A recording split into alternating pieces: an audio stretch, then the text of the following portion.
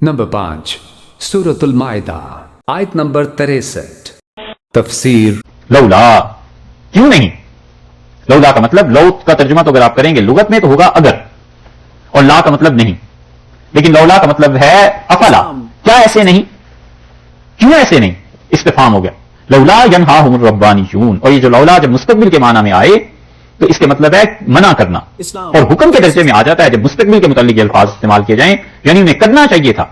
क्यों नहीं, लौला यनहाहुमुर रब्बानियून, क्यों नहीं मना करते उनके दरवेश, वल अहबार, और उनके मौलवी, अन कौलिहिमुल इस्म, क्यों नहीं वो इन्हें बताते, क्यों नहीं मना करते इस्म गुनाह की बात करने से, व अक्लुहुमुस सुहत, और हराम के खाने खाने से। क्यों नहीं इनके मशाइख इनको बताते, क्यों नहीं इनके मौलवी इनको बताते। ज़हाक रहमतुल्लाह अलैह कहते थे कुरान पाक की सबसे ज्यादा खौफ की आयत यह है, और अब्दुल्लाह इब्न अब्बास रज़ियल्लाहु अन्हुमा कहते थे कि इस आयत से ज्यादा मेरे लिए कोई आयत मुश्किल नहीं हुई। अल्लाह ने इसमें हम लोगों के मुताल्लिक ये कहा है कि लौला यनहाहुमुर रब्बानियून वल अहबार, क्यों नहीं आखिर इनके दरवेश और इनके मौलवी ने बताते कि इन दोनों कामों को छोड़ें, अन कौलिहिमुल इस्म, एक तो झूठ बोलने से, गुनाह की बात से, व अक्लिहिमुस सुहत, और हराम खाने से। और अमर वाक़या ये है कि जो आदमी भी झूठ बोलता है और जो भी हराम खाता है अल्लाह की मदद से महरूम हो जाता है, और जो आदमी सच बोलता रहता है, हलाल खाता रहता है, वो अल्लाह से जब दुआ मांगने बैठे तो उसकी दुआ से पहाड़ अपनी जगह से हिल जाए। इतना असर है सच बोलने में और हलाल का लुकमा खाने में, और उसकी बरकत औलादों में होती हैं। औलादों को लोगों की देखो जो काम कर रहे होते हैं, बहुत मर्तबा इस बात को देखें तो एहसास हो जाता है कि इसके माँ बाप ने इसे हलाल का खिलाया है, और ये उसका नतीजा। हमेशा सच बोले और हलाल खाए, दो काम ये करे जिंदगी भर, और उसके बाद हो नहीं सकता कि वो अल्लाह के सामने बैठे और उसकी मुराद पूरी ना हो जाए, नहीं होता ऐसा। अल्लाह ने इसकी यहां पर कितनी सख्त डांट पिलाई है कि इनके दरवेश क्यों नहीं मना करते। रब्बानियून, रब्बानी की जमा है ना, और रब्बानी का मतलब अल्लाह वाला, रब वाला, परवरदिगार वाला, वो जो दरवेश आदमी है। वल अहबार, हबर की जमा है, और ये कहते थे यहूदी उस साहिब इल्म को जो बड़ा मुफ्ती, बहुत बड़ा आलिम करार पाया इनके यहां। अल्लाह ने कहा है इन दोनों को देखो, ये इससे मना नहीं करते। दरवेश इसलिए मना नहीं करते कि अगर मना करें तो अपने पास कहां से पैसे आए, नजराने कहां से आए, चढ़ावे कहां से चढ़े। अगर वो ये कहने लगे कि हराम ना कमाया करो, या लाते हो मेरे पास तो हराम क्यों लाते हो। और उलमा इसलिए नहीं कहते कि वो भी अगर मना कर दें तो फिर इतनी इतनी अच्छी इबादत गाहें यहूदियों की कहां से बने, इसलिए वो चुप रहते थे। ठीक यही हाल इस उम्मत में भी हो गया है कि इनके मशाइख कोई उनको नहीं तलकीन करता अपने मुरीदों को कि हलाल का पैसा कमाओ, हलाल की चीजें रखो। उन्हें बस ये होती है कि आ रहा है पैसा, जिधर से भी आ रहा है, हमें क्या जरूरत है पूछने की। 1 लाख कोई आदमी दे गया, और पता है कि इसकी नौकरी में 1 लाख कहां बनते हैं, सारी जिंदगी 1 लाख जमा नहीं कर सकता। ये ऊपर से कहीं से आ गया होगा या नीचे से किधर से ले आया होगा, शेख कभी नहीं कहता कि पैसे कहां से आए। ये इस उम्मत में जुल्म है। और इसी तरह उलमा भी, मस्जिद बनानी है, एक आदमी कहता है जी 10 लाख ले लें, कोई नहीं पूछता कि साहब ये 10 लाख आई आखिर कहां से, तुम्हारे पास हीरोइन बेची है, क्या आखिर काम किया है, किस चीज में ये 10 लाख रुपए बन गए हैं, हलाल का माल तो इतना नहीं होता कभी। ये चीजें, इसलिए अल्लाह ने सख्ती से शदीद तौर पर डांटा है। और अल्लाह ने कहा क्यों इनके मशाइख को, क्यों इनके उलमा ये नहीं कहते इस उम्मत में, इसलिए नहीं कहते कि इनकी अपनी आमदन बंद हो जाएगी, मुरीद नाराज हो गए तो तकिया और तवक्कल अल्लाह पे थोड़ा है, वो तो लोगों के हाथ पर है, कि लोगों के हाथ ये पीछे हट जाएंगे। जो आदमी भी हकीकत में दीन को बेचना शुरू हो जाता है ना, अल्लाह के दर से वो हट जाता है। इसलिए दोनों तबकों को खुदा ने खास तौर पर यहूदियों को कहा है, हम हर वक्त ये यहूदी यहूदी करते रहते हैं। इन तमाम आयात में कभी अपनी इस कौम का भी चेहरा देखना चाहिए कि ये कौम किस जगह पे चल रही है। 360 ये भी यही है, दो चीजों से अल्लाह ने कहा ये दो तबके, इनके उलमा और इनके मशाइख, अन कौलिहिमुल इस्म, एक तो इन्हें गुनाह की बात से नहीं रोकते। ऐसे ऐसे शेख बन गए हैं कि उनके सामने बैठ के उनके मुरीद गीबत कर रहे हैं, और शेख खुद गीबत कर रहा है। हराम है जो कोई रोकें कि भाई ये गीबत है, गलत बात है, क्यों करते हो।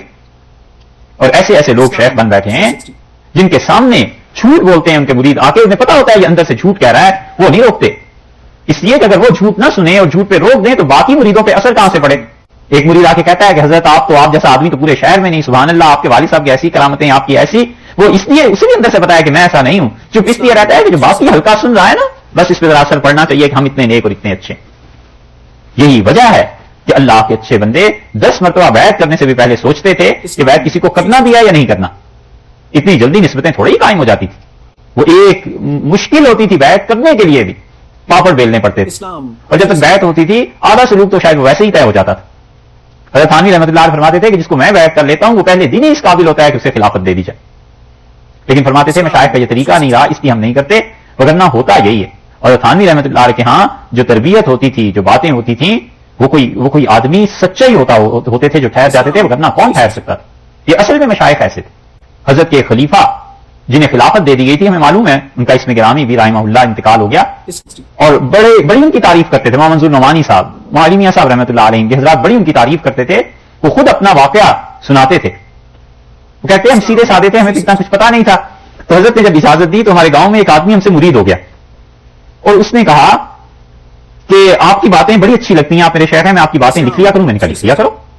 فرماتے مجھے تو ان چیزوں کا زیادہ کوئی تجربہ نہیں تھا. اس نے لکھتے لکھتے ایک کتاب بنا دی اور کہا کہ یہ چھپواتے ہیں. تو میرے جی میں آیا کہ حضرت تھانوی رحمۃ اللہ سے پوچھ لوں. تو کتاب لے کے میں حاضر ہوا تھانہ بھون. تو حضرت نے مجھ سے پوچھا کیا ہے، تو میں نے بتایا حضرت ایسے ایک آدمی ہم سے مرید ہو گیا ہے اور وہ ہماری باتیں اس نے لکھ لی ہیں، تو اگر آپ اجازت دیں تو آپ کو پڑھ کے سنا دیں. وہ آدمی، وہ لڑکا کہتا ہے اسے چھپوانا ہے. حضرت نے فرمایا پڑھو. کہتے تھے میں نے جب پہلا لفظ پڑھا فرمایا، کس نے فرمایا، یہ فرمانے والے کون ہیں؟ میں نے کہا حضرت میں ہی ہوں. اچھا یہ فرمانے والے آپ ہیں، ابھی تو میں جیتا ہوں اور میری زندگی میں تمہارا یہ حال ہے، میرے دم سے گزر گیا تو پھر تمہارا کیا حال ہوگا، اور ابھی تک تم کبر میں مبتلا ہو، ابھی تک اتنے متکبر ہو کہ تمہیں پتا ہے کہ تم اس قابل ہو گئے ہو کہ تم فرمانے کے مقام پہ پہنچ جاؤ.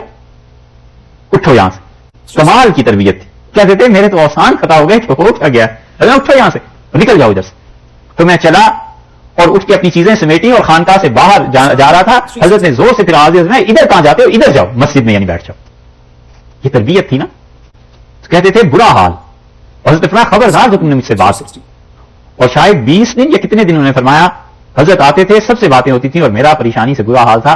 آخر میں نے ایک دن حضرت سے ہمت کر کے پوچھا کہ حضرت اس کا علاج کیا ہے؟ حضرت نے فرمایا علاج اس کا یہ ہے کہ تمہاری خلافت سب ختم، اور آج سے مغرب کی نماز کے بعد یہ عبارت لکھو.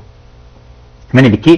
حضرت نے لکھا. حضرت نے فرمایا یہ لکھو کہ میرے شیخ نے، میرے مربی نے مجھ پر بڑا کرم کیا، مجھ پہ بڑے انعام کیے، اور میں فلاں ذات سے تعلق رکھتا ہوں، اور وہ ذات چھوٹی ہے اور اتنی مہربانیوں کی مستحق ہو نہیں سکتی، میرا ظرف چھوٹا تھا اور میں برداشت نہیں کر پایا، تو اس کم ظرفی کی وجہ سے میں متکبر ہو گیا ہوں. تو تم سب میرے لیے دعا کرو کہ میری اصلاح ہو جائے اور اپنے آپ کو بھی دیکھ لو کبھی کبر میں مبتلا نہ ہونا. حضرت نے فرمایا روزانہ مغرب کے بعد کھڑے ہو کے یہ عبارت 3 مرتبہ پڑھا کرو. تھے نا سچے لوگ، وہ روزانہ مغرب کے بعد کھڑے ہو کے حضرت کے بڑے بڑے خلفاء بیٹھے ہوتے تھے اور عبارت روز پڑھتے تھے کہ لوگوں آپ مجھے جانتے ہیں، میں اتنا کم ظرف آدمی ہوں، فلاں ذات سے میرا تعلق ہے اور وہ ذات ہوتی کم ظرف ہے، اور حضرت کی عنایات مجھ پہ زیادہ ہو گئی تھی، میں سمجھا میں بھی شیخ ہونے کے قابل ہوں، اس وجہ سے میں متکبر ہو گیا، اور آئندہ سے مجھے دیکھ لو کبر نہ کرنا اور دعا کرو اللہ میری بھی اصلاح کر دے. 1 مہینے تک تو مسلسل یہ بات کہتے رہے. پھر تھانوی رحمۃ اللہ نے بلایا، اس نے فرمایا ایسی باتیں ہو ہی جاتی ہیں، آپ کو تجربہ نہیں تھا، اور محبت کے ساتھ اجازت دی. یہ تھے مشائخ جن کے ہاں حقیقتاً تربیت ہوا کرتی تھی، اور وہ پھر اسی لیے اپنے مریدوں کے ساتھ حلال حرام یہ سارے مسئلے ہوتے تھے، کیونکہ انہیں تو اللہ پہ بھروسہ تھا نا. والاحبار، اللہ نے فرمایا ان کے مولوی یہ جو حرام کھاتے ہیں اور کچھ نہیں پوچھتے، ان قولہم الاسم، کیوں نہیں آخر پوچھتے، کیوں نہیں انہیں روکتے گناہ کی بات سے. یہ گناہ کی باتیں، یہ مشائخ کی مجلسیں دیکھو، غیبتیں ہو رہی ہیں، لوگوں پہ الزامات لگ رہے ہیں، ایسی ایسی واہیات حرکتیں ہیں، اور شیخ ہیں وہی اس پہ نہیں بولتا. وہ عقلہم السحت، اور حرام کا کھانا، اللہ نے فرمایا کیوں نہیں ان کے مشائخ انہیں روکتے، ان کے علماء کے حرام مت کھاؤ. اپنا جو ساجھا پڑا ہوا ہے تو یہ کیسے روکے. وہاں عبد القادر صاحب رائے پوری رحمۃ اللہ علیہ سرگودا سے چلے بیعت ہونے اور شیخ ڈھونڈنے. تو وہ کہتے تھے میں پانی پت جب پہنچا تو ایک مسجد میں رکا، اور نماز کے بعد مغرب کی، تو اعلان ہوا کہ کوئی مسافر ہوں اگر تو ٹھہر جائیں کھانا آئے گا. کون کون مسافر ہے؟ تو مسافروں نے اپنے ہاتھ کھڑے کیے کہ ہم ہیں. ایسے ہی ہوتا تھا پچھلے زمانوں میں. فرماتے اس گاؤں میں کچھ لوگ بیٹھے ہوئے تھے، بوڑھے بوڑھے آپس میں باتیں کر رہے تھے اور کہہ رہے تھے کہ یہ جو کھانا آ رہا ہے یہ مت کھانا، اور کھانا آیا آپ لاؤ زردہ کیا کیا چیزیں. تو ایک دوسرے سے کہنے لگے اتنا اچھا کھانا کہاں پکتا ہے، یہ فلاں جو آدمی مر گیا ہے اس کا جو آج جنازہ تھا یہ اس کی خیرات ہے، یہ 30 اور 40ویں ہیں، اس کھانے کو مت کھانا. کہتے انہوں نے کھانا نہیں کھایا. تو میں بھی رک گیا. میں نے آخر ان سے پوچھا کہ آپ لوگوں کا کس سے تعلق ہے، کہاں سے آئے ہیں؟ تو انہوں نے کہا ہمارے شیخ مولانا رشید احمد گنگوئی رحمۃ اللہ علیہ ہیں، وہ ایسے کھانوں سے حضرت منع کرتے ہیں کہ دل مر جاتا ہے، اس لیے ہم نہیں کھا رہے. حضرت فرماتے یہ پہلا اثر میرے دل پر پڑا کہ دنیا میں ایسے بھی مشائخ ہیں جو اپنے مریدوں سے اتنی صاف باتیں کرتے ہیں. یہ چیز اس لیے پیر بننا اور شیخ بننا کوئی ایسی آسان باتیں تھوڑی ہیں، اور عالم دین کہلانا بڑی ذمہ داری ہے. اللہ نے فرمایا ان قولہم الاسم، کیوں لوگوں کو نہیں روکتے گناہ کی باتوں سے، اور کیوں حرام کھانے سے نہیں روکتے لوگوں کو؟ روکیں تو جب سیاست سے فرصت ہو. ممبر رسول اللہ صلی اللہ علیہ وسلم کا ہمارے دور میں سیاست کی نظر ہو گیا، پورا ہفتہ اخبار نہ پڑھو اور جمعے کے دن جا کے مسجد میں ساری اخبار سن لو. یہی ہو رہا ہے نا. نتیجہ اس کا کیا نکلا کہ جس ممبر سے تربیت ہونی چاہیے تھی لوگوں کی، اس ممبر سے اب تربیت نہیں ہوتی. اب سیاسی مسائل ہیں، یہ چیزیں ہیں، فلاں جماعت ہے، فلاں وقت جلوس نکالو، فلاں کافر ہے، اس کو توڑو، اس کو مارو. تو نتیجہ اس کا یہ ہے کہ پوری امت تربیت سے محروم ہو گئی. اور اگر وہ اپنے ممبر سے 2-2 4-4 مسئلے بھی ہر جمعے کو بتاتے رہتے تو لوگوں کی نمازیں ٹھیک ہو جاتی، لوگوں کے روزے ٹھیک ہو جاتے، لوگوں کا حج ٹھیک ہو جاتا. تو نہ لوگوں میں اتنی تڑپ رہی اور نہ وہاں پہ اتنے زیادہ اس سیرابی کا سامان رہا. تو دونوں ہی طرف وہی حال ہو گیا جو اللہ نے آگے چل کے ان یہودیوں کے بارے میں کہا. اس لیے ہمیشہ گناہ کے کام سے روکے اور حرام کا کھانا مر جائے اس کے قریب نہ جائے.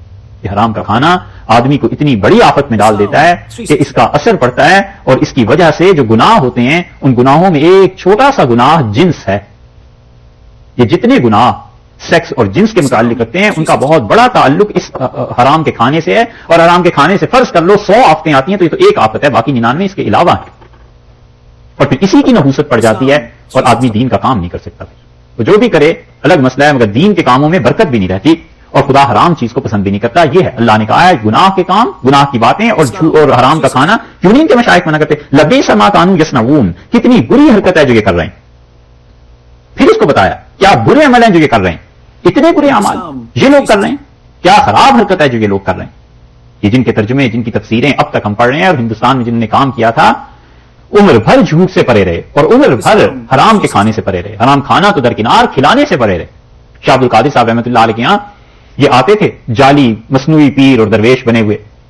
دہلی کی تباہی میں، ہندوستان کی تباہی میں ان فربودوں کا بھی ہاتھ ہے. یہ فربودہ تھا ایک طبقہ، یہ پیدا ہو گئے تھے اور ایران کے اثر سے یہ ساری چیزیں آ گئی تھیں. تو وہ آتے تھے اور شاہ عبدالعزیز صاحب رحمۃ اللہ علیہ، شاہ عبد القادر صاحب رحمۃ اللہ، بڑے بڑے علماء کے سامنے ایسی بےہودہ حرکتیں کرتے تھے کہ سب شرمندہ ہوں. تو اس وقت کے علماء اور مشائخ نے بس یہ کر لیا تھا کہ تھوڑے سے پیسے دے دیے کہ جاؤ جان چھوڑو، اپنی عزت بچانے کو ایسے کرتے تھے. اور شاہ عبد القادر صاحب رحمۃ اللہ علیہ کا یہ حال تھا کہ ایسا آدمی کوئی آتا تھا تو اب اسے پیسے دینے تو شرن گرچہ گنجائش تھی لیکن سارے جائز بھی تو نہیں تھے، تو وہ چپ بیٹھ جاتا تھا اور کچھ دیر بعد یہ پیسے نکال کے اس کے ہاتھ پہ رکھتے تھے اور فرماتے آپ کے بچوں کے لیے دے رہا ہوں، ان کے لیے کچھ لے جانا. نیت صاف ہو جاتی تھی نا، صاف نیت کر کے اس کے بچوں کے لیے کچھ دے دیتے تھے. حرام کھلانے سے بھی بچتے تھے کہ کوئی حرام نہ کھائے. اس لیے اللہ نے فرمایا لبئس ما کانوا یصنعون، کیا یہ برے عمل ہیں جو یہ کر رہے ہیں، یعنی اس کی برائی بہت ہی زیادہ ہے.